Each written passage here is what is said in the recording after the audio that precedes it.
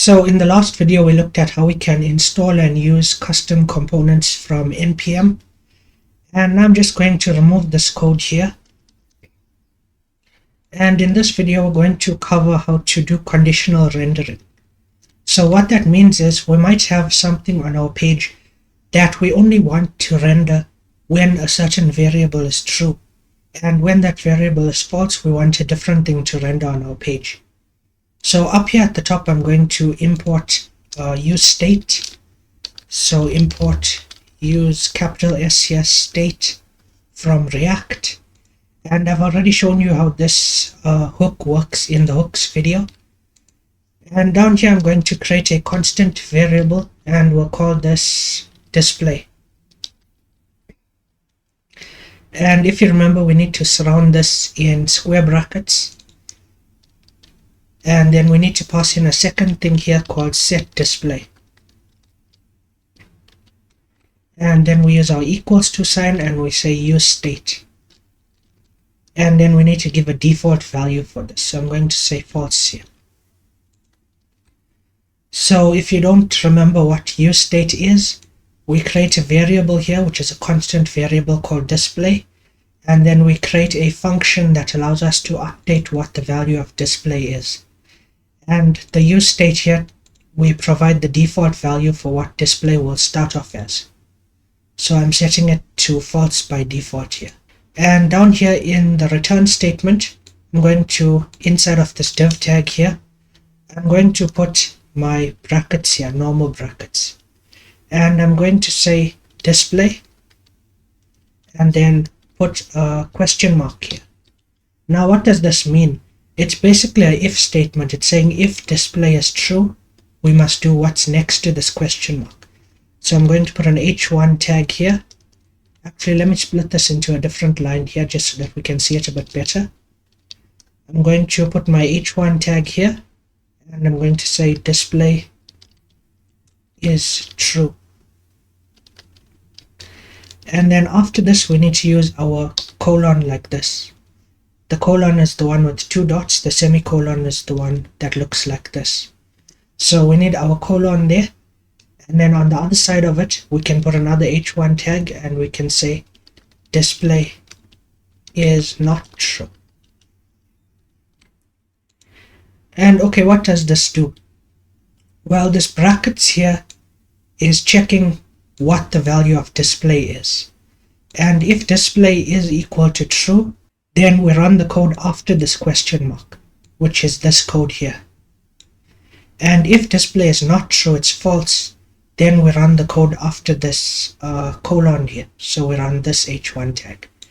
And basically with this, we can conditionally display which information we want. So both of these won't display at the same time. It will either display this tag or this tag. So I'm going to run this in the browser and show you how it works. I'm going to do npm run dev, and once this loads up, I'll hold down Control and click on the link here. Okay, and now it doesn't work. So we've forgotten one important step here, and that's that when we're doing something like an if statement, it's JavaScript code, so we need to surround this in curly braces as well. So I'll put my opening curly brace there and my closing curly brace after the closing bracket here. And now all our code is surrounded in a curly brace here. And I'm going to save this and head back. And now we can see that it only shows display is not true here. And that's because up here we set it to false. But if we set it to true, now we can see that display is true here. And what we can do with this is handle something like loading. So we may have data here that needs to be displayed in different card elements maybe.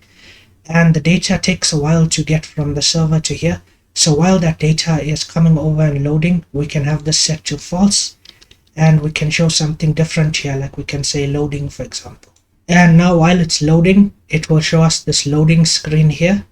And then when it's done loading, we could change this variable back to true. And it would show us what's inside here, the stuff that actually loaded. So this is how conditional rendering works. I'm just going to neaten this up so you can see what it would look like if everything was on one line. Okay, so this is what it would look like if it was all on one line. we have the variable name here, which is display, and then we use our question mark and we put our first output here. So we're saying if display is true, which is what this question mark is for, then we output this display here. And by the way, we can have multiple tags here. Any tag that's between this question mark and this colon here will be outputted if display is true. And then after the colon here, we have another h1 tag here, and this is what will be displayed if this variable is false. So I hope that makes sense to everyone. And just to show you that this actually works the way I say it does, let's create a button down here, and we'll just say click me here. And then for the on click here, I'm going to set it equal to a function that doesn't yet exist, but we'll create it right now. I'm going to say switch display. So this is a function that I haven't created yet. So up here above the return statement, I'm going to create that function. So function switch display.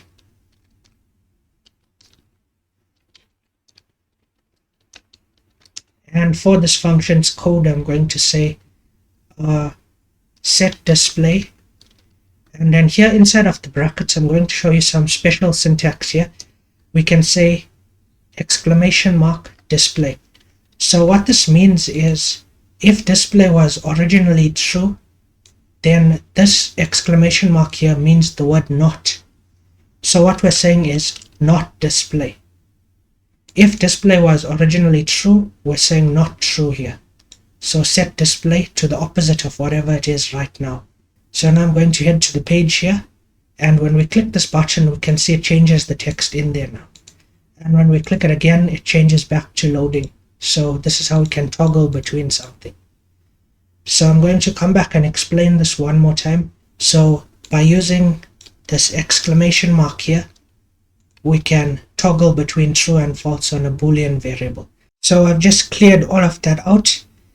And now we're going to talk about how we can loop through a list and output one tag for each item in that list.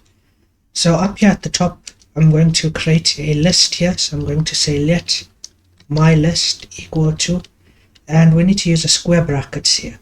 And inside of the square brackets, we can put our items. So I'm going to do apple here, and then we can do car, and we can also put Theo in here. And inside of the return statement here, we need to do some JavaScript. So I'm going to put in our curly braces here, and we need to give the name of our object here, which is my list,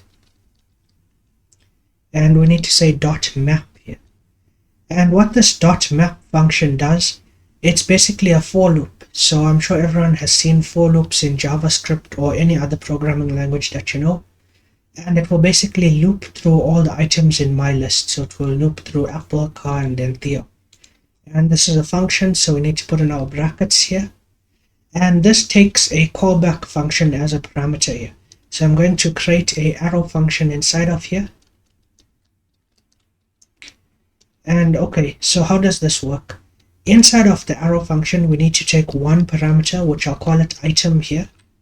And this item refers to which item we're currently on. So as it loops through all the items in our list, the first time it loops through, this item will refer to apple. The second time it loops through, this item will refer to car, and so on. And then inside of the curly braces here, we need to put the code that will run for each item that's inside of here. So I'm going to hit enter here and move this onto a new line. And I'm going to do return here. And what we're going to return is the HTML template that we wanted to put onto the screen for each one of these items here. So I'm going to put h1. And now this might be a bit confusing because we already have curly braces here, but we need to put our curly braces in here as well. And then we put item inside of it.